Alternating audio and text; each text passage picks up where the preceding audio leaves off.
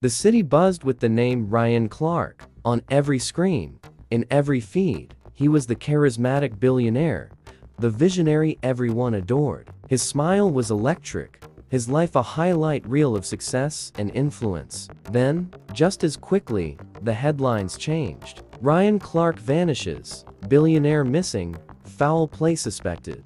The world was in shock, a storm of speculation brewing online. But away from the public eye, in a room lit only by the glow of monitors, I was piecing together a different story. My name is Mercer, and I'm a private investigator. Ryan Clark wasn't just a client. He was a puzzle I had to solve. His digital life was a maze of encrypted files, ghost accounts, and hushed conversations. I dug through his rivals, the shark circling his empire, and the secret deals he made in the shadows. Each click revealed a new layer of deception, a new potential enemy. It was clear this wasn't a simple disappearance. It was a calculated removal. The deeper I went, the more I felt like I was being watched, not by people, but by the digital ghosts Ryan left behind. Every deleted email and wiped server log was a clue.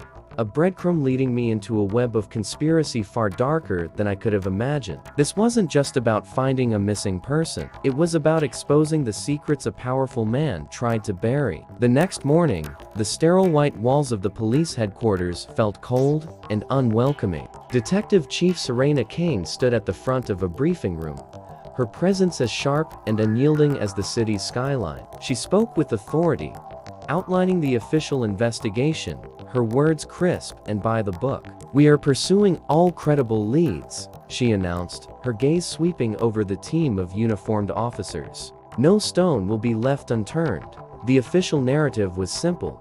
A high-profile man had gone missing, and the police were handling it with procedural precision. They were treating it like any other case. But I knew it was anything but. I stood at the back, barely listening. My focus was on the wall of evidence. I had assembled a chaotic map of Ryan E's life and his enemies. While Kane talked about protocol and jurisdiction, my mind was racing, connecting seemingly random points. I sketched a recurring symbol I'd found in Ryan's encrypted notes, a strange, spiral-like sigil that appeared in the margins of his secret ledgers. The other detectives saw a missing person case. I saw a ritual. Kane's approach was a straight line, but this case was a labyrinth. I was lost in my own world of clues, patterns, and whispers, convinced the answer wasn't in a police file, but somewhere hidden in the city's underbelly.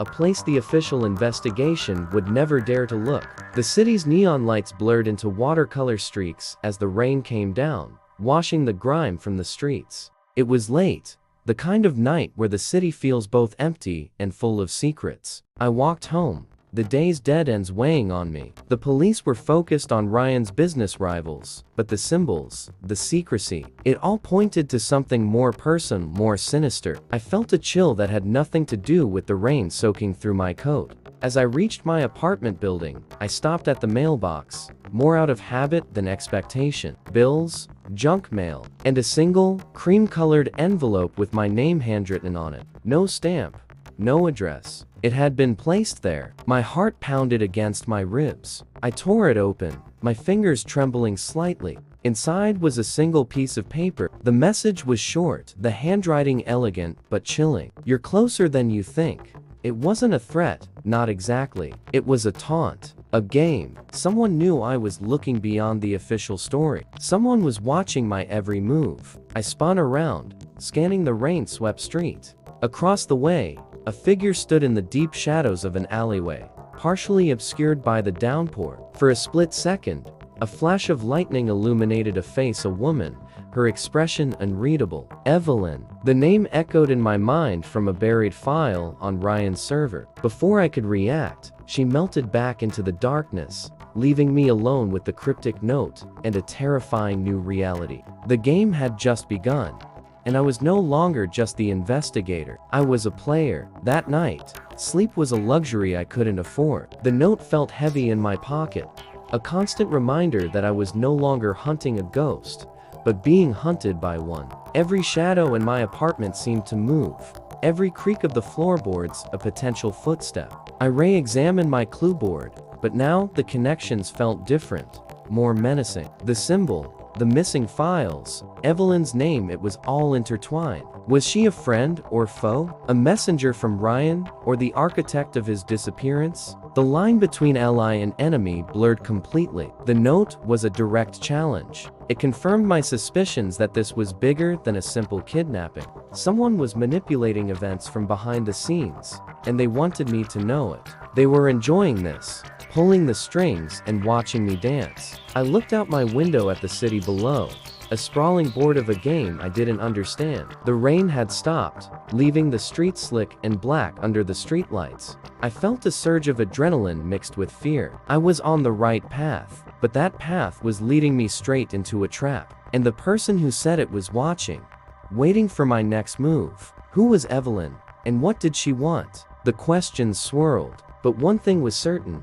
To find Ryan Clark, I had to play their game, even if it meant risking everything.